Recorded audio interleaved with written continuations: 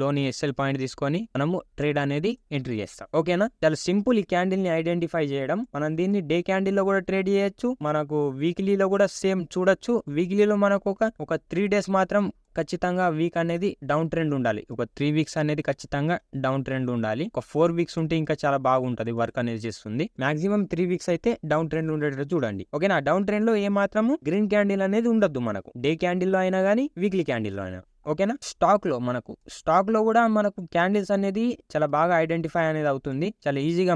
ఇప్పుడు మనకు ఈ బ్యాంక్ నిఫ్టీలో అండ్ నిఫ్టీలో మనకు ఇవి 2 ఆప్షన్స్ ఉంటాయి. కానీ మనకు స్టాక్ లో ఆ విధంగా ఉండదు. ఎందుకంటే ఈ స్టాక్ కాకుంటే ఇంకొక స్టాక్, ఈ స్టాక్ కాకుంటే ఇంకొక స్టాక్ కాకుంటే ఈ స్టాక్ లో కూడా లేకుంటే ఇంకొక స్టాక్, ఈ స్టాక్ లో కూడా లేకుంటే ఇంకొక స్టాక్. ఇలా మనము ఎన్నన్న స్టాక్స్ అనేది మనకు ఆప్షన్స్ ఉంటాయి. కానీ ఇందులో ఏంటంటే ఆప్షన్స్ ఉండవు. మనకు బ్యాంక్ నిఫ్టీ లేకుంటే నిఫ్టీలో మనం ట్రేడ్ అనేది చేస్తాం.